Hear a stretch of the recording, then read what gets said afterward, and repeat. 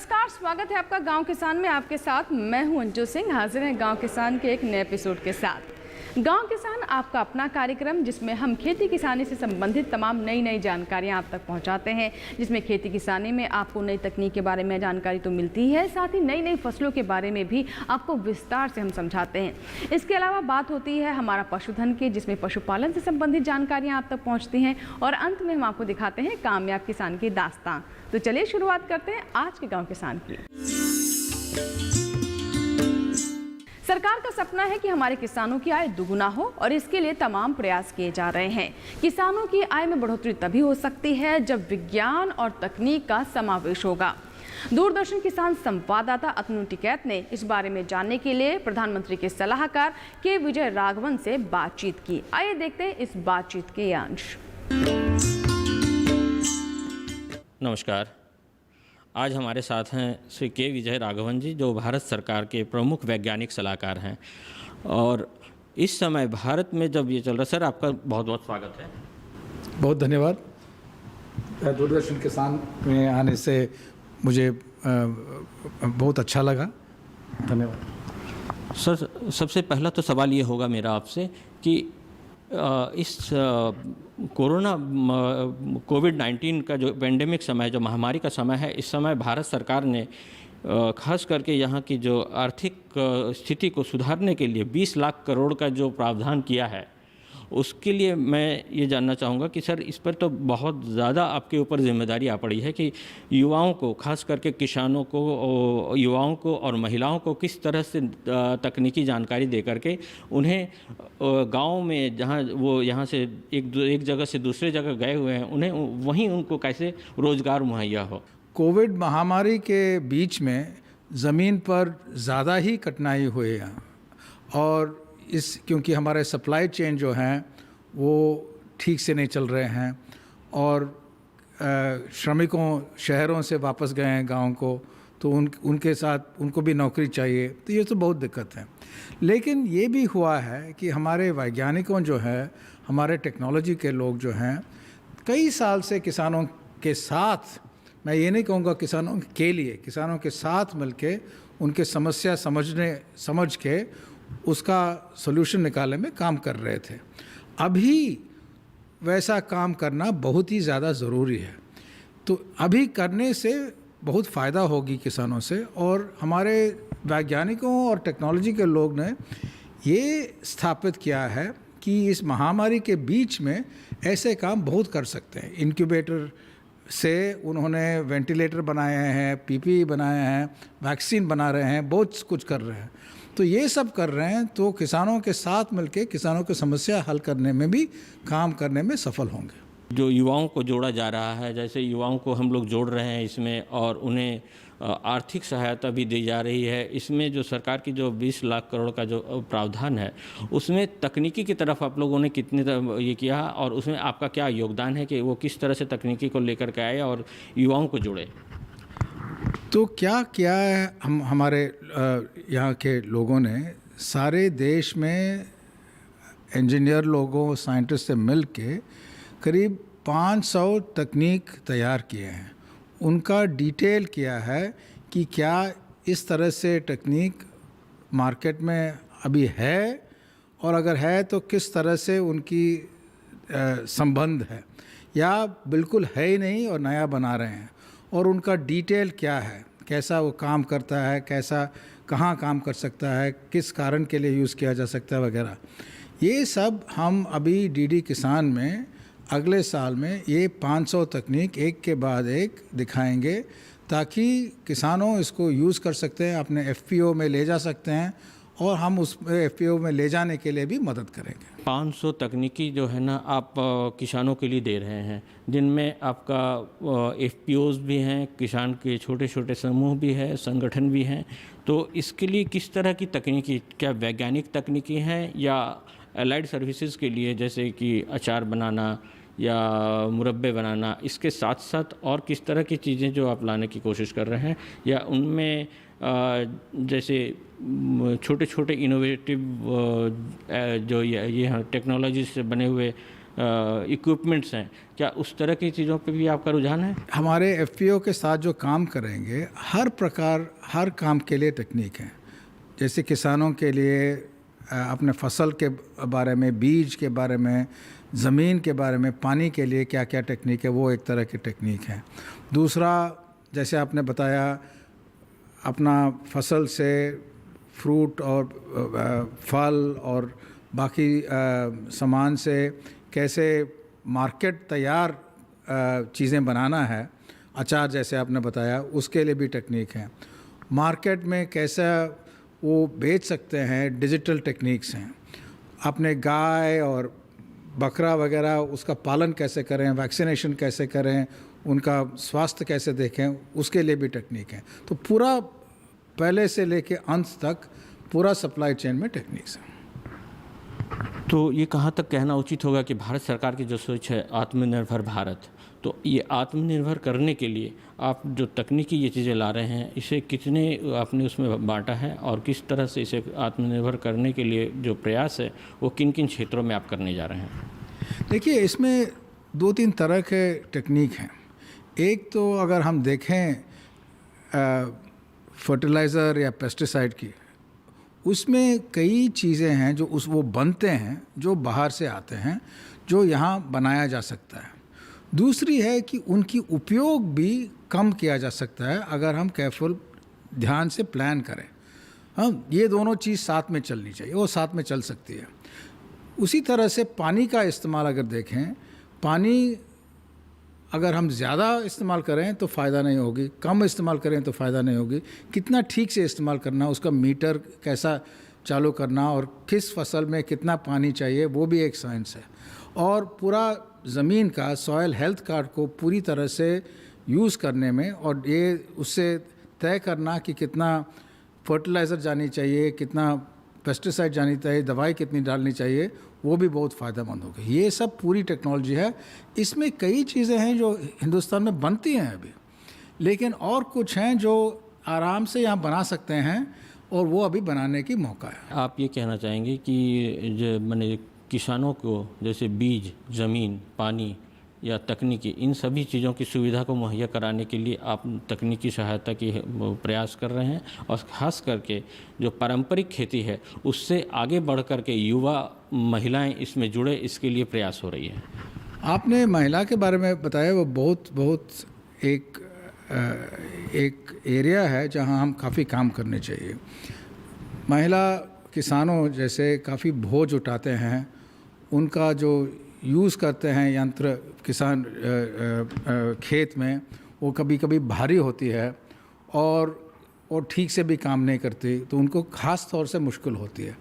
उनके लिए भी टेक्नोलॉजीज़ एक ख़ास ध्यान देंगे। महिलाओं के लिए एक अलग से व्यवस्था होगी जिसमें उनके लिए उनके ये को देखते हुए कि वो किस तरह से अपनी मेहनत को कम करके, शारीरिक परिश्रम को कम करके और तकनीकी चीज़ों को आप किस तरह से उसको लगा करके और ज़्यादा से ज़्यादा चीज़ें निकाल सकें। मैंने अगर मेहनत करके अगर 1 एकड़ में वो कुछ अभी ले रही हैं, उसी ज़मीन पे वो ज़्यादा से ज़्यादा तकनीकी सहायता से प्राप्त कर सके चीज़ें। और ये तकनीकी सहायता जो है, ये अगर कोऑपरेटिव के साथ, एफपीओ के साथ बहुत लोग इसको इस्तेमाल करें, इसका दाम भी कम हो सकती है। इससे क्या होता सकता है कि अगर आपका छोटा ट्रक हो या ट्रैक्टर हो या कुछ आपका कुछ यंत्र हो जिससे आप काम करना चाहते हैं, वो सब सस्ता हो सकती है अगर कोऑपरेटिव में, एफपीओ में काम करें। किसानों को, युवाओं को, महिलाओं को इकट्ठा करके संगठन में उनको संगठित करके चीज़ों को एक वो दे करके क्लस्टर वाइज दे करके आप दे सकते हैं, ताकि वो काफ़ी महंगी चीज़ें को भी वो सब मिल करके इसको यूज़ कर सकें और उनको दे सकें, माने उसका लाभ ले सकें। तो इस क्षेत्र में इसमें आपने किस तरह का वो शुरू किया है? नहीं, साथ में मिल के काम करने के लिए कई तरीके हैं और किसान भाइयों बहनों वो इस्तेमाल करते हैं अभी, लेकिन इस हालत में थोड़ा ज़्यादा ही करना पड़ेगा। मान लीजिए किसी फसल में इस्तेमाल जो करते हैं, आपका जो सिकल है या वो ट्रैक्टर है या जो भी हो, वो अगर ज़्यादा शेयर कर सकते हैं, बांट सकते हैं, उसका दाम तो कम होगा ही, तो वो ज़्यादा अभी किया जा सकता है। उसके लिए काफ़ी वो डिजिटल आईटी टूल्स जो हैं वो यूज़ किया जा सकता है, ताकि आपको बताया जा सकता है यहाँ 100 किसानों हैं मान लीजिए एक इलाके में, और 5 या 10 चीज़ें हैं जो आपस में बांट के काम करना चाहते हैं, उसका टाइमिंग क्या है, कब करें, कैसे करें, वो सब किया जा सकता है। जैसे कि बारिश का समय है या जो रुपाई या बुआई या कृषि का जो समय है, कृषि यंत्रों को किस तरह से लोग इस्तेमाल में लाएं और उसे किस तरह से समयबद्ध तरीके से उसे एक दूसरे के साथ मिल करके काम करें, इसकी भी आपकी योजना चल रही है। वो इससे बहुत फ़ायदा हो सकती है, क्योंकि कई बार ऐसा होता है हम ऐसे कृषि यंत्र खरीदते हैं जो मान लीजिए उसका यूज़ हम इस्तेमाल करते हैं सिर्फ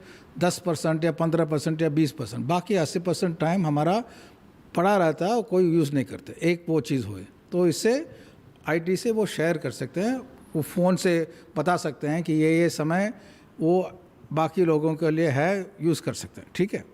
दूसरा ये है कि जब ये ख़राब हो जाती है उसका रिपेयर करना भी इसी तरह से किया जा सकता है। ये तो आईटी का पूरा फ़ायदा उठा के, साधारण आईटी कोई ख़ास बड़ी बात नहीं है, बड़ी बात पीछे होती है कंप्यूटर में, आगे आपके फ़ोन में आनी चाहिए कि इस टाइम पे आपको मिल सकता है, ये ऐसा कर सकता है। इस समय जो बरसात का समय है, इस समय आप लोग किस तरह का वो कर रहे हैं ताकि किसानों को लाभ सके सर? किसानों के लिए अभी भी हमारे मिनिस्ट्री ऑफ अर्थ साइंसेस से और उसके बाद हर स्टेट में वो मौसम के बारे में एसएमएस जाती है कि ये होने वाली है या अगले 10 दिन या 15 दिन ऐसे मौसम होगी वगैरह। उसको एक बड़े कंप्यूटर से यहाँ दिल्ली में वो समय कम करना चाहते हैं, यानी कि ये सिर्फ ये नहीं बताएंगे कि अगला 15 दिन में कैसे होगी, लेकिन अगले कुछ दिनों में क्या होगी वो भी बताएंगे। ये सब जाती है किसानों को, लेकिन कई बार ऐसी जाती है तो उनके पास ये इन्फॉर्मेशन आती है और कहीं और दूसरे सॉइल के बारे में आती है, तीसरी किसी और के बारे में आती है। ये सब को इकट्ठा करके क्या करना है उसके लिए भी एडवाइस चाहिए। इसीलिए हमारे स्टार्टअप एफपीओ के साथ अगर काम करें तो हर इलाके में इसको पूरा निकाल के कि आपको इस तरह के फसल के लिए इस स्थिति में क्या करनी चाहिए, वो फार्मर के साथ, किसानों के साथ काम करके बता सकते हैं। सर ने काफ़ी चीज़ों में बहुत अपनी जानकारी हमसे साझा की, इसके लिए डीडी किसान आपको बहुत बहुत धन्यवाद देती है। नमस्कार सर। नमस्कार, बहुत धन्यवाद। तो अभी आपने जाना कि किस तरीके से तकनीक और विज्ञान को लेकर हमारी सरकार आगे बढ़ रही है ताकि किसानों की आय को बढ़ाया जा सके। इसी के साथ ही वक्त हुआ एक छोटे से ब्रेक का। ब्रेक के बाद जब वापस आएंगे तो बात करेंगे हमारा पशुधन की। कहीं मत जाइएगा, देखते रहें गांव किसान।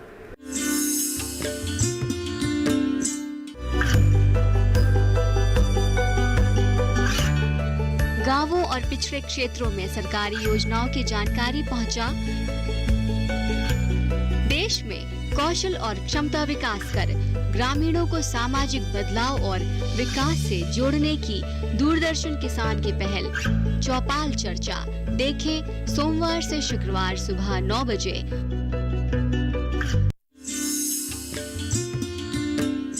ब्रेक के बाद एक बार फिर आपका स्वागत है और अब समय हो गया है हमारा पशुधन का।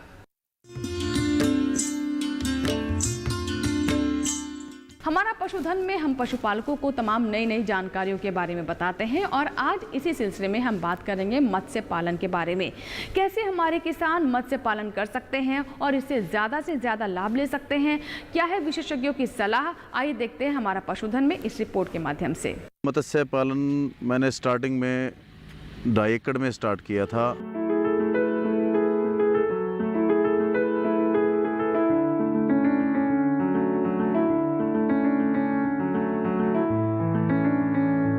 इसके बारे में मेरे को बिल्कुल भी नॉलेज नहीं थी। स्टार्टिंग में मैं डिपार्टमेंट में गया, किसी ने मेरे को बताया, वहाँ से हमने थोड़ी इन्फॉर्मेशन ली, उन्होंने हमें उसके बारे में बताया कि मत्स्य पालन कैसे किया जाए और कितने से स्टार्ट किया जाए, और फिर हमने उनकी गाइडेंस लेते हुए काम स्टार्ट किया। उसमें हमें डिपार्टमेंट की तरफ से सब्सिडी भी मिली, और नॉलेज भी टाइम टू टाइम हमें मिलती रही। उन्होंने बताया कि कैसे पौंड को तैयार करना है, पानी कितना डालना है, उसकी बच्चा कितना डालना है, फीडिंग कैसे करनी है, उन्होंने उसके रिगार्डिंग सारा हमें बताया। तो हमने 2.5 एकड़ में स्टार्ट किया था, तो हमने देखा 1 साल काम किया तो उसमें ठीक इनकम हुई, तो हमें वो अच्छा लगा। और जो कि हमारा जो जीरी गेहूं से लोग काफ़ी पेस्टिसाइड यूज़ करते हैं, तो उससे ज़्यादा इनकम अच्छी हमें महसूस हुई और हमने वो काम धीरे धीरे बढ़ाना स्टार्ट किया।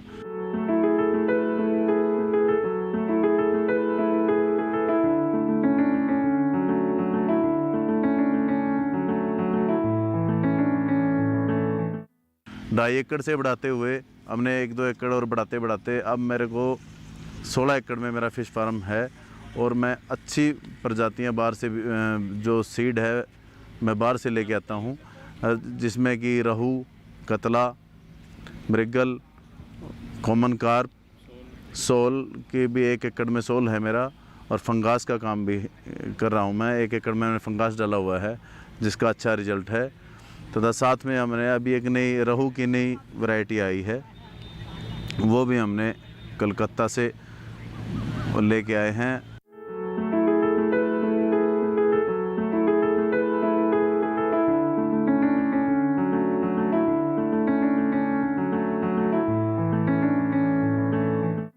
नई नई रिसर्च पे लगे रहते हैं। इसके लिए हमने कई बार भी ट्रेनिंग ली है। तो बंगाल साइड में जाके वहाँ पे हैचरियों को देखते हैं, उनसे कुछ सीखने को मिलता है ताकि हम आगे से अच्छा काम कर सकें। और डिपार्टमेंट से टाइम टू टाइम कंसल्ट करते रहते हैं और नई नई वैरायटियों के बारे में हम पूछते रहते हैं और डाल के उनके ऊपर एक्सपेरिमेंट करते रहते हैं।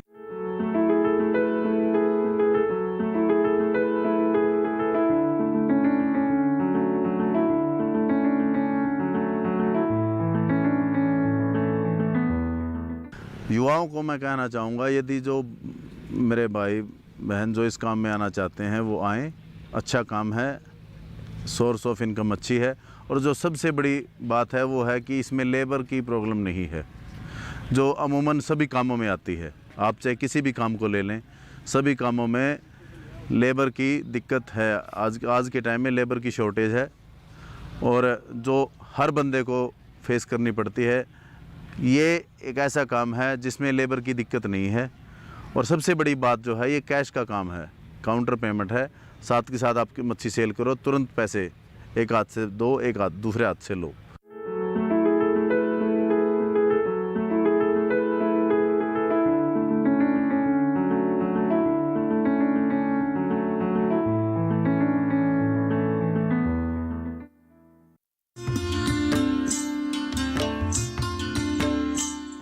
तो ये था हमारा आज का पशुधन। इसी के साथ ही वक्त हुआ है इस माह के पशुपालक कैलेंडर का।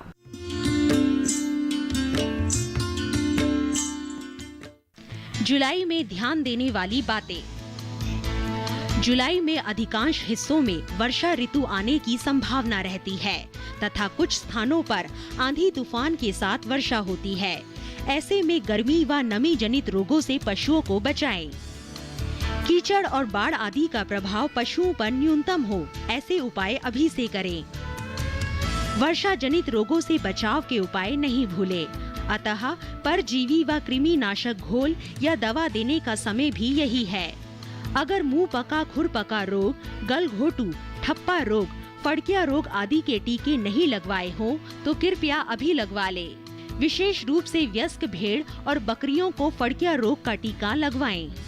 पशु ब्याने के 2 घंटे के अंदर नवजात बछड़े व बछड़ियों को खीस यानी प्रथम स्तन्य अवश्य पिलाएं। ज्यादा दूध देने वाले पशुओं के ब्याने के 7 से 8 दिन तक दुग्ध ज्वर होने की संभावना अधिक होती है। इस रोग से पशु को बचाने के लिए उसे गाभिन अवस्था में उचित मात्रा में सूर्य की रोशनी मिलनी चाहिए। गर्भावस्था के अंतिम माह में पशु चिकित्सक द्वारा लगाए जाने वाला विटामिन ई व सिलेनियम का टीका प्रसव उपरांत होने वाली कठिनाइयों जैसे कि जेर का ना गिरना इत्यादि में लाभदायक होता है। अतः पानी के साथ 5 से 10 ग्राम चूना मिलाकर या कैल्शियम फास्फोरस का घोल 70 से 100 मिलीलीटर प्रतिदिन भी दिया जा सकता है। सींचित हरे चारे के खेतों में पशुओं को नहीं जाने दे, क्योंकि लंबी गर्मी के बाद अचानक वर्षा से जो हरे चारे की बढ़वार होती है उसमें साइनाइड जहर पैदा होने से चारा जहरीला हो जाता है। ये ज्वार की फसल में विशेष तौर पर होता है। ऐसी फसल को समय पूर्व कच्ची अवस्था में ना काटे और ना ही पशुओं को खिलाएं। चारा घासों की रुपाई करें और बढ़ रही घास की कटाई 40 से 50 दिनों के अंतर पर करते रहें। संतुलित पशु आहार के लिए मक्का, ज्वार, बाजरे की लोबिया व ग्वार के साथ मिलाकर बिजाई करें।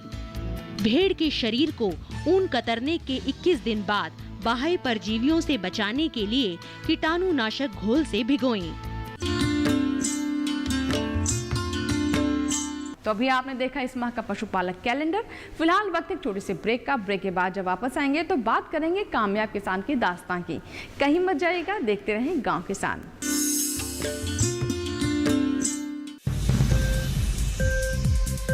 उपज के भाव ताव,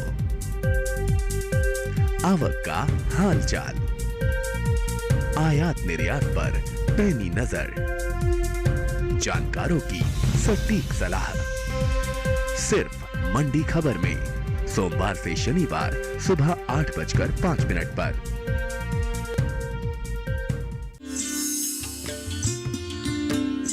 ब्रेक के बाद गांव किसान में एक बार फिर आपका स्वागत है और अब समय हो गया है कामयाब किसान की दास्तां का। कामयाब किसान की दास्तां यानी उन किसानों की कहानी जिन्होंने अपनी लगन, अपनी मेहनत और अपनी इच्छा शक्ति से कृषि के क्षेत्र में कुछ नया किया है, बेहतर किया है और कामयाबी हासिल की है। ये वो किसान हैं जो कि दूसरे किसानों के लिए भी उदाहरण बने हैं। तो आइए देखते हैं आज कामयाब किसान की दास्तां।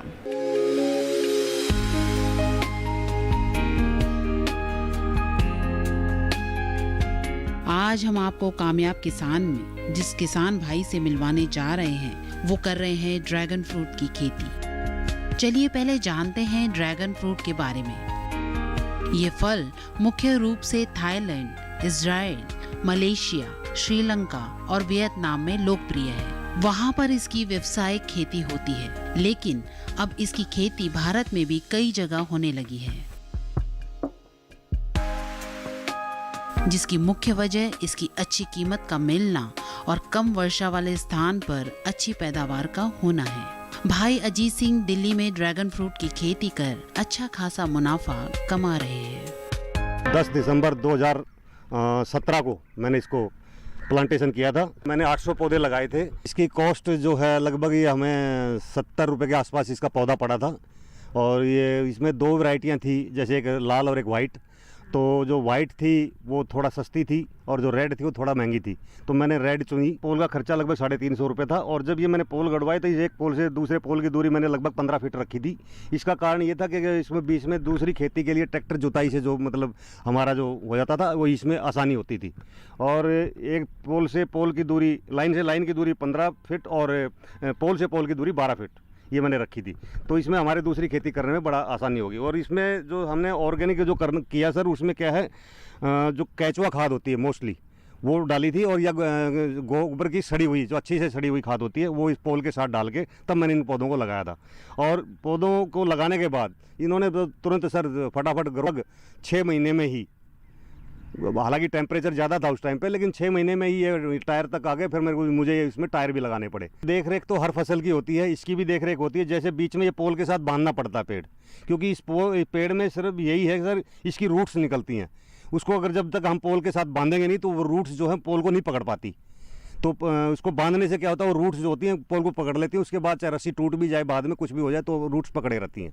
एक बार इस पेड़ को लगाने के बाद इस पेड़ की लगभग 25 से 30-35 साल तक इसकी एज है। और इसकी केयर जितनी भी मतलब किसान करेगा उतना ज़्यादा ये फल देगा। इसमें एक पेड़ से लगभग स्टार्टिंग में तो आप 5, 7, 10 फ्रूट ही आते हैं, लेकिन सेकंड टाइम जब इसका फ्रूटिंग होगा तो कम से कम 20-25 आने की उम्मीद है। और उससे बाद थर्ड टाइम तो इसमें 40-50 लगभग 1 एकड़ में अगर ये लगा हो तो लगभग 1600 पौधे 1700 पौधे लगते हैं। और 1600-1700 में लगभग 7 से 8 टन का इसमें हो जाता है। मार्केट इसकी क्या है कीमत, पहले तो फॉरेन से जो बाहर के जो आते हैं इंपोर्ट हो रहा है उसी के है। इसकी मार्केट अभी इतनी इंडिया में डेवलप नहीं हुई है, फिर भी उस जो बाहर का जो इंपोर्ट हो रहा है उससे ज़्यादा इसकी कीमत मिल रही है। ये मैं ज़रूर कहना चाहूँगा किसानों को, सभी किसानों को जो भी इसको लगाना चाहे कि इसमें क्या है, ये एक अपनी थोड़ी सी जगह लेता है और उसके बाद जितनी भी हमारे पास पूरा खेत बचता है, स्पेस बचता है, उसमें सब में कि हम दूसरी कोई भी फसल ले सकते हैं जो उसके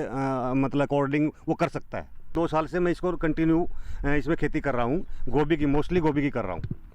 और हमारे इधर गोभी ज़्यादा होती है तो गोभी इसमें 2 फसल में ले लेता हूँ बीच बीच में। पेड़ जो होता है हर चीज़ को ऑब्जर्व कर लेता है, बहुत ज़्यादा टेम्परेचर को भी कर लेता है। ये लगभग हमारे यहाँ तो दिल्ली में वैसे ही 48 तक चला जाता है, लेकिन इसमें बहुत ज़्यादा इफेक्ट नहीं पड़ा, थोड़ा सा पीलापन आता है, उसके बाद फिर रिकवर हो जाता है। तो बाकी ये है कि जब कोई सर्दी का तो इसमें कोई इफेक्ट है नहीं, सर्दी का तो है ही। और इसका अमूमन जो टेम्परेचर अगर 20 से 30 डिग्री का रहे तो ये वेल एंड गुड, मतलब बहुत ही ज़्यादा अच्छी उसमें ग्रोथ करता है। फिर मैं किसान भाइयों को सबको ये संदेश देना चाहूँगा कि मिश्रित खेती की तरफ बढ़ें, जिससे एक खेत में 2 या 3 फसलें लगा के या 4 फसलें लगा के अपनी आय को बढ़ाने की कोशिश करें। दूसरा ऑर्गेनिक की तरफ भी बढ़े, जिससे पेस्टिसाइड और ये जितना भी हम केमिकल्स यूज़ करते हैं उनसे सारे मतलब बीमारियां इतनी आ गई हैं जिससे फसल में भी ज़्यादा डैमेज हो गया और इंसान के शरीर में भी वो प्रवेश करके ज़्यादा नुकसान करती है। इसलिए मैं सबको यही कहना चाहूँगा कि ऑर्गेनिक जो मैं कर रहा हूँ मेरे साथ साथ वो सब भी करने की कोशिश करें और भाइयों को प्रेरित भी करें। तो अभी आपने देखी कामयाब किसान की कहानी। इसी के साथ ही आज के गांव किसान में फिलहाल इतना ही। उम्मीद करते हैं कि गांव किसान में जो जानकारियां हमने आप तक पहुंचाई हैं आप उनका ज़रूर लाभ उठाएंगे। नए अंक में नई जानकारियों के साथ गांव किसान में फिर होगी आपसे मुलाकात। तब तक के लिए दीजिए इजाज़त, लेकिन आप बने रहे दूरदर्शन किसान के साथ। नमस्कार।